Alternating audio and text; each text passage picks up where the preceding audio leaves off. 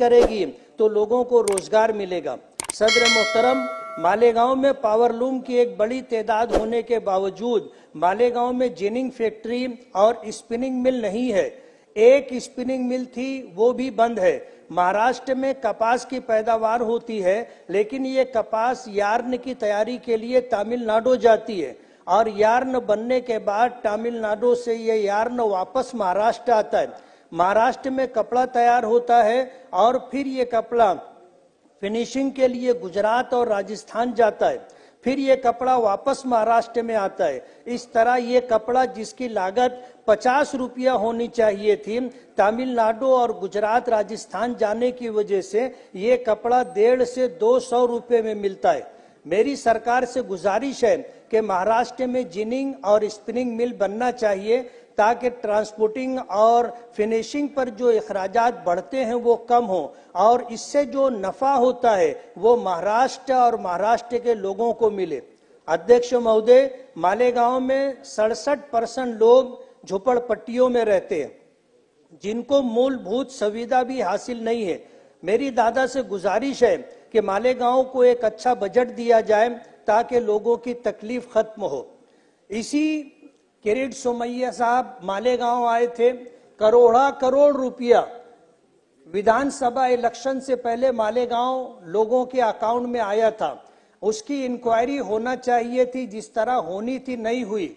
लेकिन किरीट सोमैया जब मालेगांव आए और मालेगांव झुग्गी झोपड़पट्टियों में रहने वालों को देखा तो उनको ये गुमान हुआ कि ये बांग्लादेशी या ये रोहिंग्याई हो सकते हैं जिनके पास रोड नहीं है, गटर नहीं है, पीने का पानी नहीं है, लाइट नहीं है, हेल्थ का कोई इंतजाम नहीं है। उन्होंने हमारे महाराष्ट्र के चीफ मिनिस्टर साहब से ये गुहार लगाई कि इसकी इंक्वायरी होना चाहिए। यहाँ पर 1000 बांग्लादेशी और रोहिंग्याई हैं।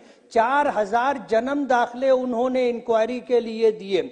तकरीबन 3000 से 3200 जन्म दाखलों की इंक्वायरी हो चुकी, एक भी बांग्लादेशी या रोहिंग्याई नहीं मिला। लेकिन जन्म दाखले को लेकर के जो कार्रवाई हो रही थी, इंक्वायरी हो रही थी, उसमें डेट ऑफ बर्थ में कोई फर्क हो गया, नाम में स्पेलिंग का कोई फर्क हो गया या एड्रेस चेंज कराने की कोई कोशिश हुई। इसको ले करके उनके ऊपर जो कलम लगाई गई है वो 318(4), 336, 340(2), 338 और 120 भी जैसी कलम लगाई गई है और FIR रजिस्टर करके उनको जेलों में डाल दिया गया। मेरी आपसे ये गुजारिश है कि वो करोड़ रुपए जो विधानसभा इलेक्शन से पहले मालेगांव लोगों के अकाउंट में आए थे, उसकी पूरी इंक्वायरी होना चाहिए। मैं वहां से इलेक्शन लड़ रहा था, मुझे तो 1 रुपया भी नहीं मिला, लेकिन ऐलान ये हुआ कि ये वोट जिहाद है। अब मालेगांव में अगर माइनॉरिटी मुस्लिम अक्सरियत है तो ये इल्जाम लगाना कि यहाँ वोट जिहाद हो रहा था, ये उचित नहीं है। इसकी पूरी इंक्वायरी होनी चाहिए। आखिरी एक, अध्यक्ष महोदय, मालेगांव में टेक्सटाइल पार्क होना चाहिए। मालेगांव में एक इंजीनियरिंग कॉलेज और एक माइनॉरिटी मेडिकल कॉलेज होना चाहिए। मेरी दादा से गुजारिश है कि इस तरफ थोड़ी सी तवज्जो देंगे तो मालेगांव जो बहुत सारी सहूलतों से महरूम है, वो सारी सहूलतें अगर मिल जाएंगी तो मालेगांव का विकास होगा। मालेगांव एक टेक्सटाइल सिटी है और लोगों को रोजगार का एक जरिया है।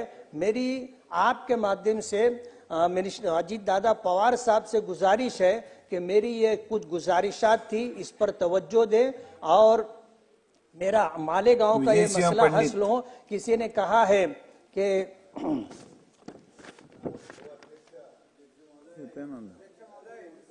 महाराष्ट्र राज्याच्या सर्वांगीण विकासाला चालना देणारा अर्थसंकल्प। डायमंड कारपेट, हमारे वहाँ ग्रास, रेलवे वाला कारपेट, विलस्पन कंपनी का पायदान, हेटलोन रेगजिन होलसेल रेट में तमाम अशिया हमारे वहाँ दिए जाती है। हमारा पता याद रखे, सकावत होटल के पीछे, आबिद सोडा के बाजू में, हजार खोली, मालेगांव।